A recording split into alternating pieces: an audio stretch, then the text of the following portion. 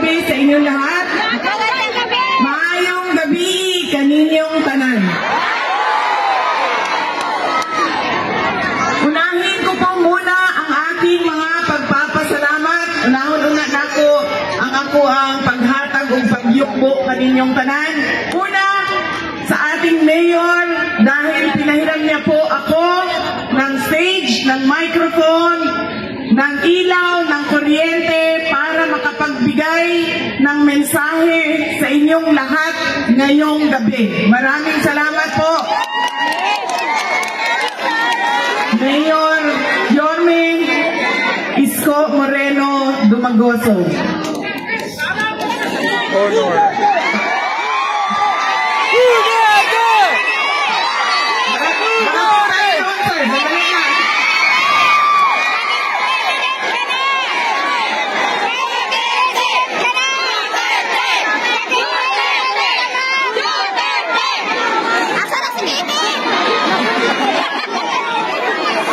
Pangalawang pagpapasalamat ay sa inyong lahat, mga kababayan namin. Marami sa inyo ang hindi pa naghahapunan, hindi pa kumakain. Kanina pa na nandito sa ilalim ng init ng araw. Hindi pa nakaluto, galing pa sa trabaho. Pero nandito kayo para sa aming lahat, para makinig sa mensahe namin, para sa ating mahal na inang bayan. Maraming salamat sa inyong lahat.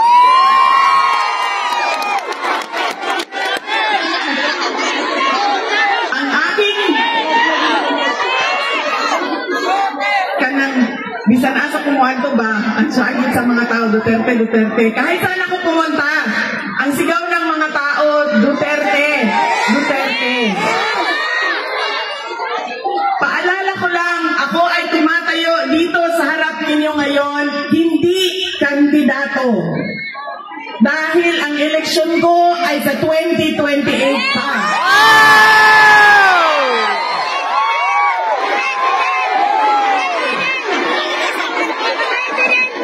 Pwede bukas, may maghamon ng eleksyon bukas.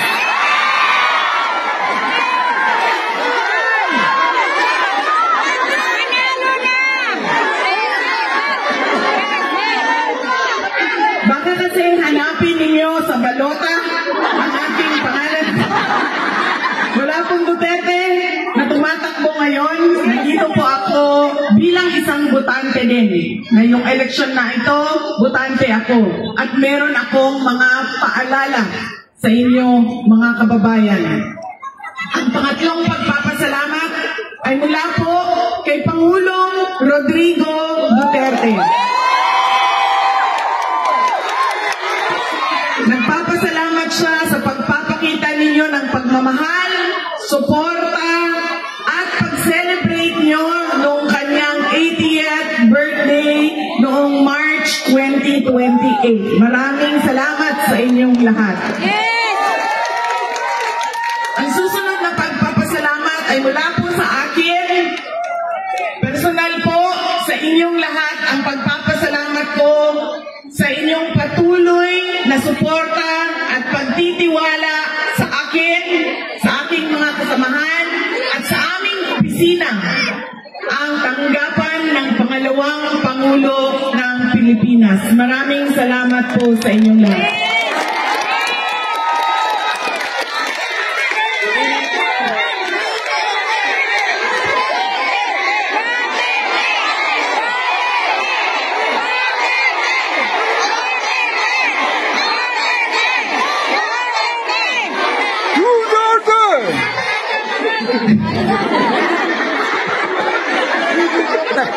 Dito rin siya.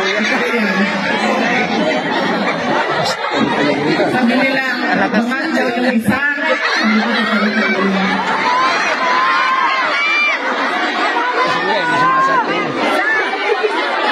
Hindi ko alam noon, pero ngayon alam ko na.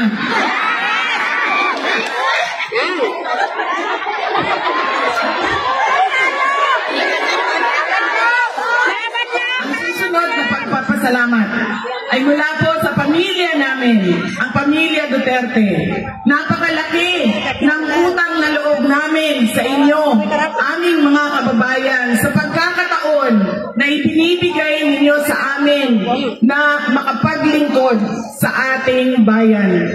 Naku, kayo ang amuang utang nga kapubuton kaninyong tanan. Sa higayon nga gihatag ninyong kanamo na makaserbisyo sa ato ang nasod. Daghang salamat mga kaigsuunan namo.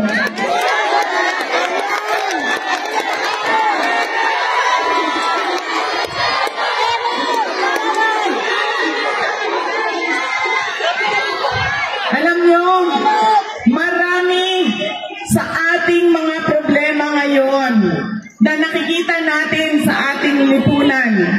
Korupsyon, droga, pang-aabuso, krimen, ay dahil sa ugali nating mga Pilipino kung paano tayo bumoto at pumili ng isang leader.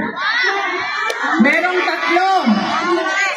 tatlong bagay na paulit-ulit nating ginagawa na mali sa ating mga halalan. Maraming nagtatanong sa akin, Inday Sara, ano pa bang matulong namin sa iyo? Dahil naaawa kami sa iyo. Wala na po kayong matulong sa akin. Dahil ginawa na po ninyo akong Vice President. Yan po ang pinaka-tulong ninyo sa akin. Ang kailangan natin gawin at ang kailangan ninyo tulungan ay ang ating bayan. At magagawa ninyo yan sa darating na halalan. Ang unang pagkakamali na ginagawa natin mga Pilipino, kapag sino yung natatawa tayo, naaaliw tayo, sumasayaw at kumakanta, yun ang naaalala natin pag-upo natin doon sa presinto, sa polling precinct natin. Sila yung naaalala natin. Hindi na natin tinatanong, itong tao ba na ito, nung tumayo siya noon, ay ibinigay niya ang pangako niya. Noong itong tao ba na ito, noong nangangampanya siya, nanliligaw siya sa akin, marami siyang pangako na sinabi niyang gagawin niya, ay ibinigay ba niya sa bayan? Ang isang halimbawa dito ay ang pangako na 20 pesos per kilo ng bigas.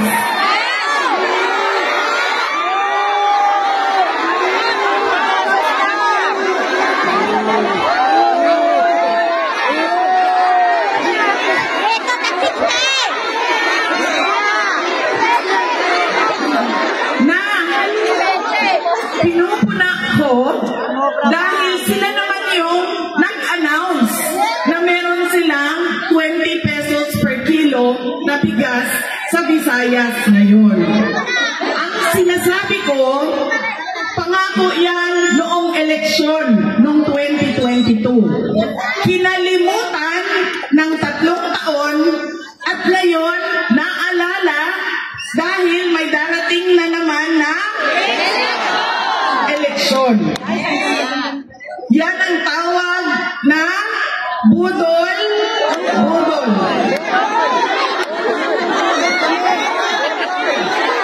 Sa Binisaya pa, bot-bot.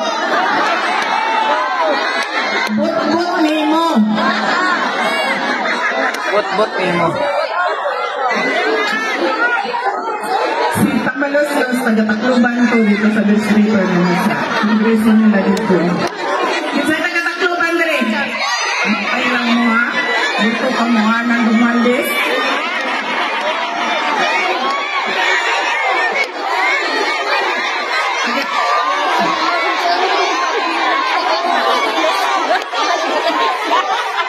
Ngayon, mabalik na naman ang eleksyon, naalala na naman nila. Tapos, meron daw silang 20 pesos per kilo na bigas sa Visayas. Tinatanong ko, unang-una, bakit ngayon lang? Bakit ngayon nyo lang yan ginawa. 2022 pa. Yan, pinaasa sa mga tao. Pangalawa, bakit sa Visayas lang? Hindi ba kailangan ng Baseco ng 20 pesos na kilo na bigas?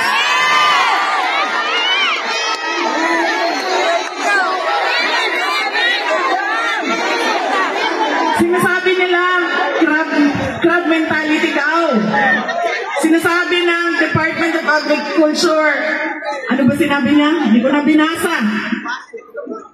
Sabi niya, nabasa ko lang, mataas ang respeto ko sa kanya. Malaki ang respeto ko sa kanya, sa akin daw. Ako wala akong respeto sa kanya. Dahil merong picture ang intelligence group. May picture siya na nag-iinuman, may cocaine sa harap niya.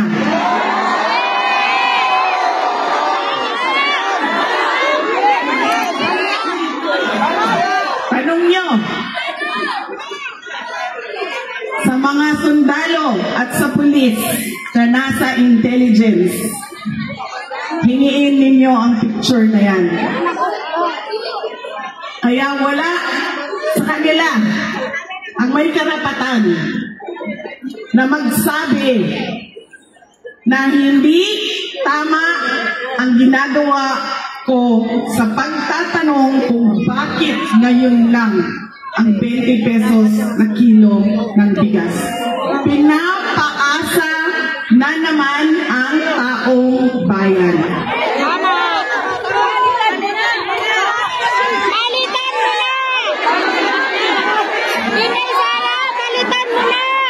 Yan ang problema natin, di ba?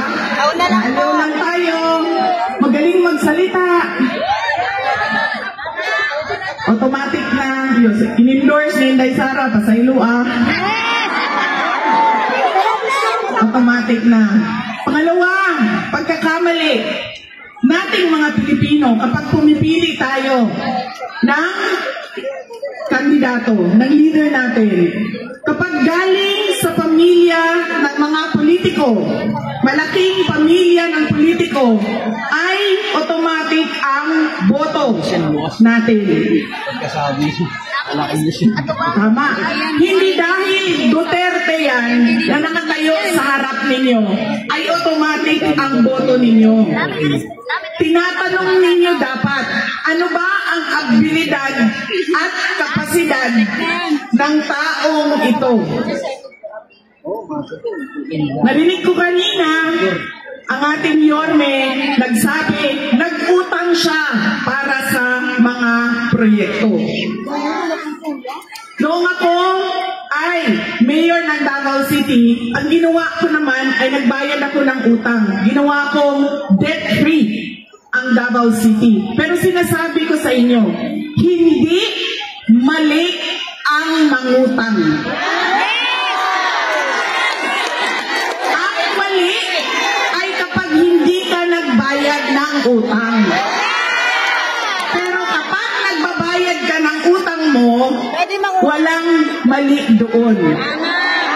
Kasi kinakailangan talaga ng mga local government units ang panghihiram ng pera para maibigay sa taong bayan ang tamang serbisyo tulad ng hospital na nakikita ninyo dito sa Baseco ngayon.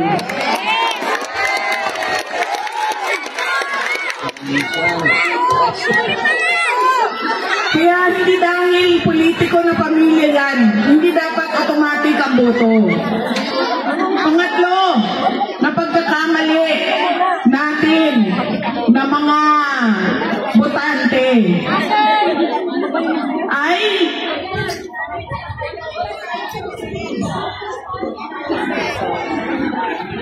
ang pangatlong pagkakamali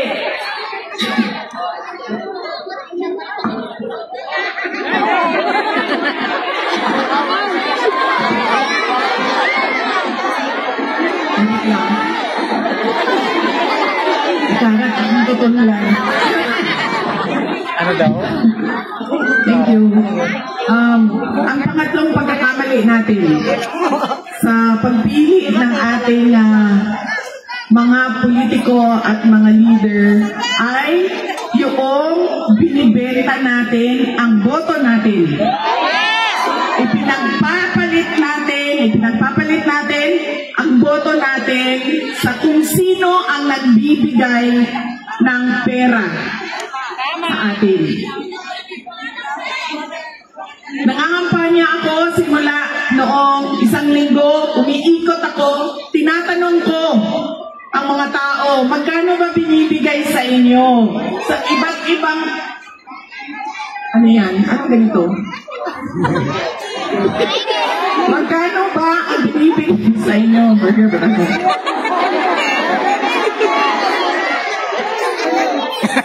Sa ibang lugar, 3,000. Sa ibang lugar, 2,000. Sa ibang lugar, 1,300. Merong 1,000. Ang iba pa dahil legal na ang vote buying, akap, 8,000. Tupad. Wala kami inangkap. Nakailang eleksyon na tayo. Kumatanggap tayo ng 2,000, 2,000, 2,000, 2,000. Wala pa.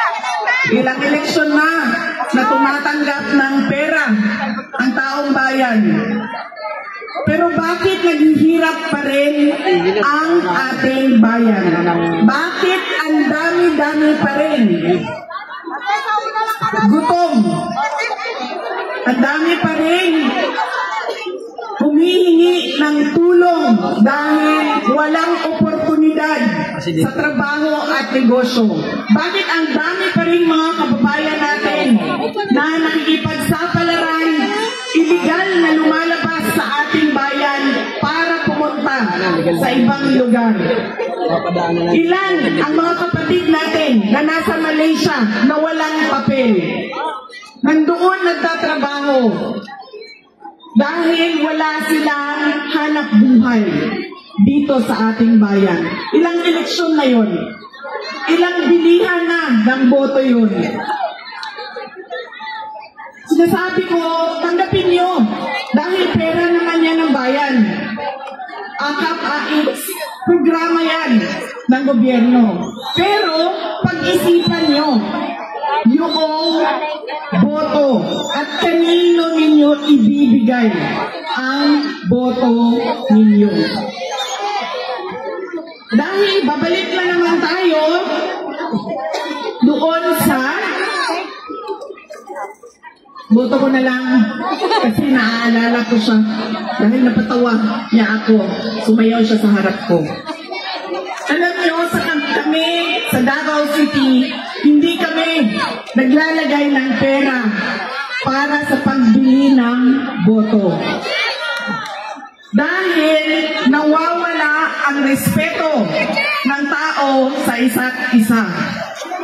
Nawawala ang respeto ng leader sa tao, nawawala ang respeto ng tao sa leader.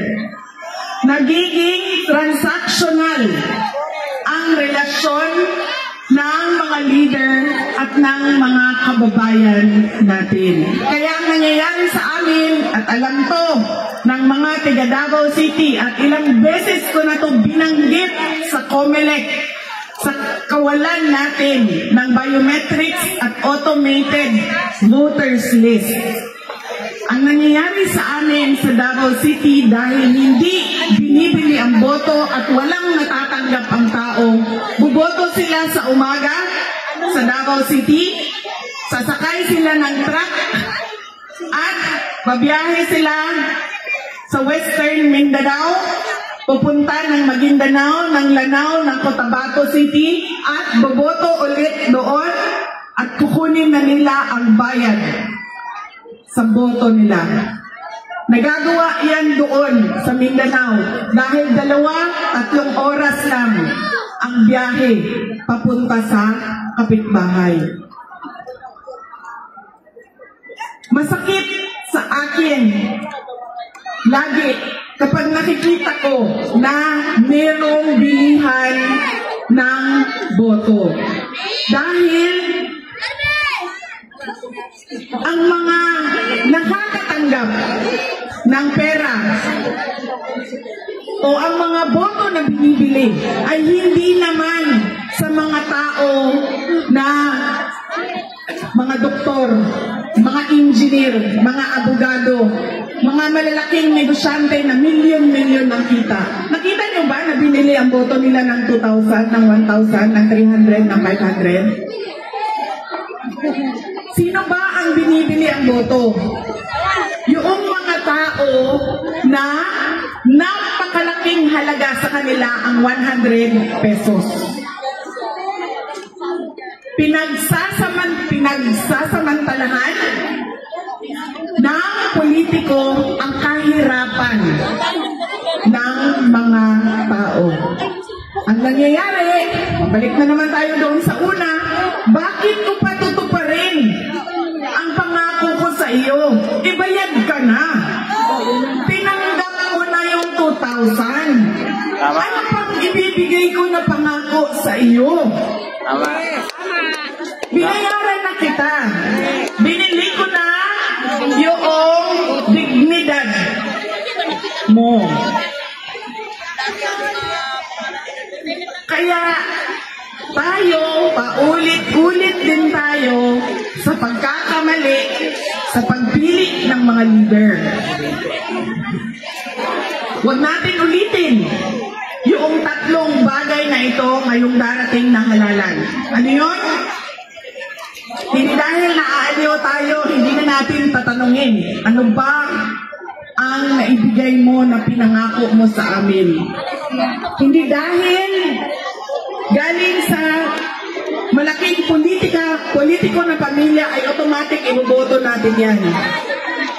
At hindi dahil nakatanggap tayo ng pera ay automatic ibibigay na natin ang boto natin. Alam nyo, sa pag-iikot namin, ilang araw na ako na nandito sa inyong syudad, madami ang nagtatanong, kamusta na si Pangulong Rodrigo Duterte? Marami ang nagsasabi, Inday Sara, ikamusta mo ako kay Pangulong Duterte? Kahit hindi ko kilala ng mga tao, saan man ako pumunta, mga bata, kagabi, yung isang rally namin, paalis na ako, isang bata, hinahabol niya yung sasakyan ko. Sabi niya, kamusta mo ako kay Tatay Digong? Kamusta mo ako kay Tatay Digong? Ang gusto ko lang po i-update sa inyo ay wala naman siyang problema sa kanyang kalusugan. Ang kanyang problema ay hindi siya marunong sa gawain ni Pam bahay.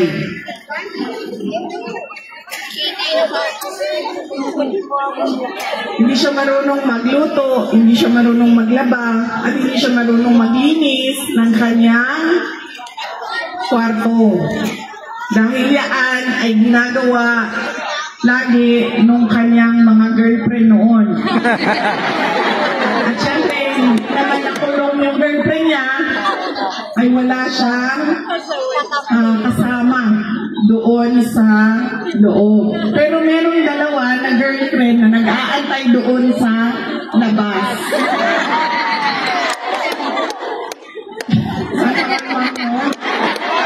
Sana all nag-aantay. Sana all dalawa ang nag-aantay. At sana all nag-aaway. Dahil nag-aaway yung dalawang girlfriend. Sinabi ko, nung nagkausap kami, tumawag siya sa akin eh. Sabi ko na, sabi niya, kamusta ka? Ganyan, sabi niya, masakit. Masakit ako ang kasing-kasing. Masakit ang puso ko, masakit ang puso ko. Sabi ko, masakit ang puso mo, isabihin mo sa doktor. May doktor dyan. Sabihan na siya na masakit ang ganda mo. Sabi niya, hindi. Kasi wala na ang mga girlfriend ko.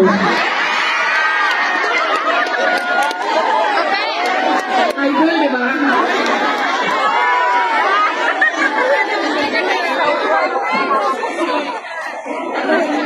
Tapos sabi ko sa kanya, ay naku, huwag ka mag-alala. Yung dalawang girlfriend mo nandyan sa labas, nag-aaway. Sa labas ang kulungan. Tapos sabi niya sa akin, sumali ba ang nanay mo sa away? Sabi ko naman sa kanya, ay naku, wala nang pakialam ang nanay ko sa iyo kasi 80 years old ka na daw, matanda ka na daw.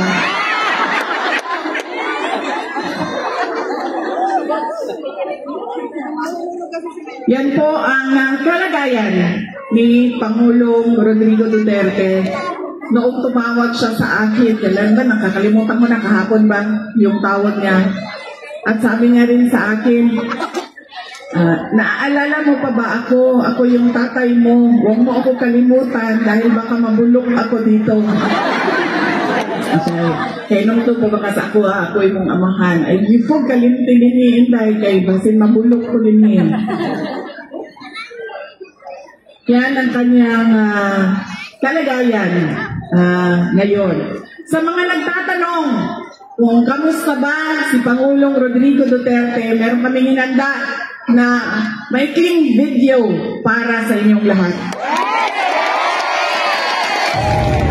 The rate of poverty in the Philippines is at its highest in 21 years. Teacher says she often complains about being hungry.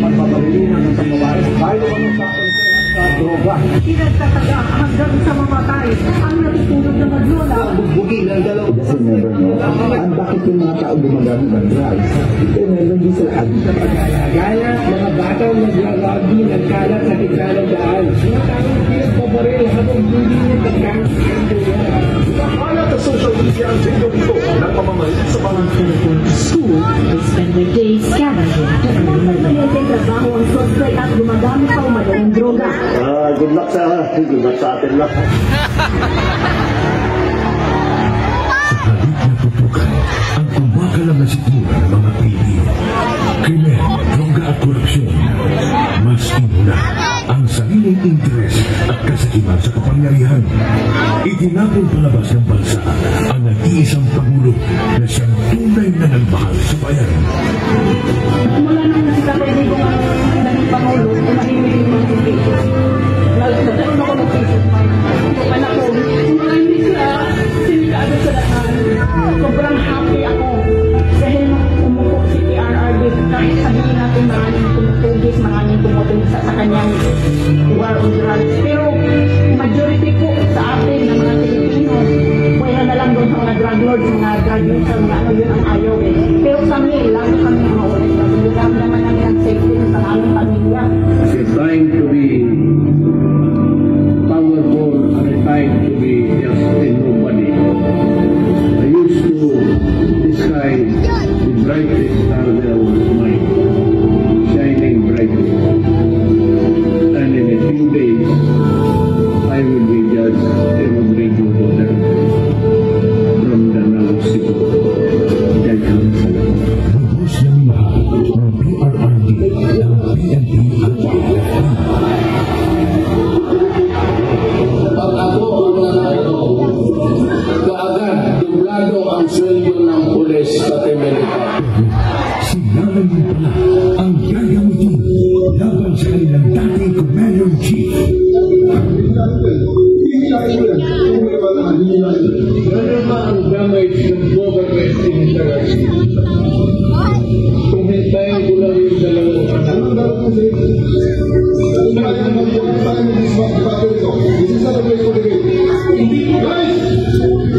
hindi ko kanina.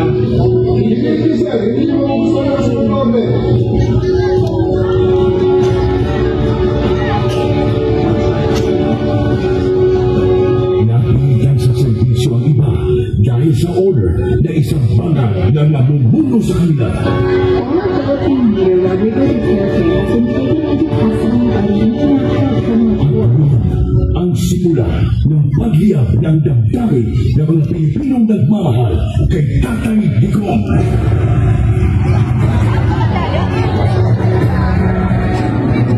Lumilap ang sambayanang Pilipino. Bring PRRD home.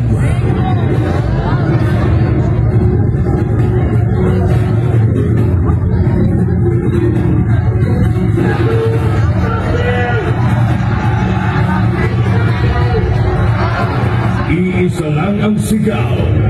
Duterte saan man sa mundo.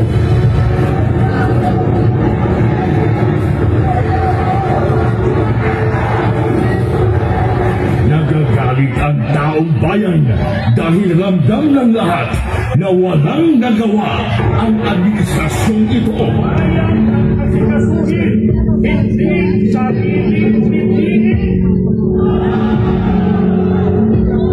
Nais nating katawanin ang nagkakaisang damdamin ng milyong Pilipino at isapiling ang kanilang isang win-win para sa isang mapayapa at nagkakaisang Pilipino.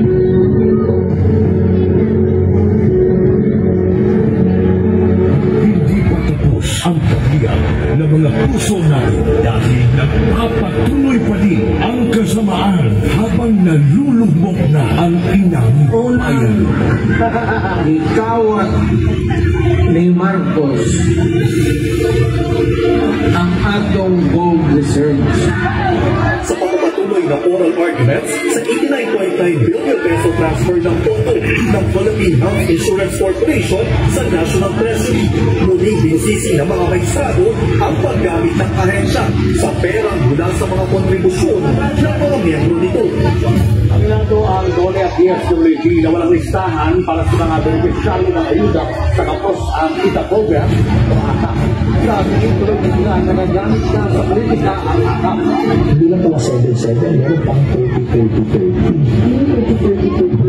Yung 30-30 naman, kung ikaw ang host ng sorting, you get 30-30 million, 90 million lahat siyang 30 million AX or AKAP, 30 million na BAIC, and 30 million UPAD. Sa kanyang 15 taong karanasan bilang kongresista, mayroon daw nakakita sa Davao City Representative Isidro Uga ng ganitong sistema sa bicameral conference committee. Ang tinutukoy niya ay ang mga blankong line items sa Vice Report ng 2025 national budget na anyang laman sa batas. Partikular dito ay ang missing budget amount sa Department of Agriculture at ang program funds na anyang bilyon na sa halaga.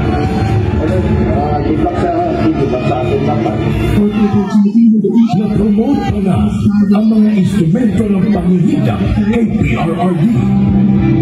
Police Brigadier General Eugene Fajardo and family. The chief of the PNP and his family to join the president for a photo opportunity. Walang titigil para sa bayan.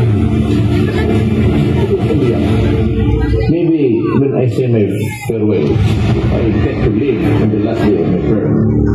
I'd like to say something, and maybe I'll cry. Gusto mong umiyak dahil hindi ko anong taong binigay nila ng pagmamahal. You can save the Philippines. And now vote Duterte.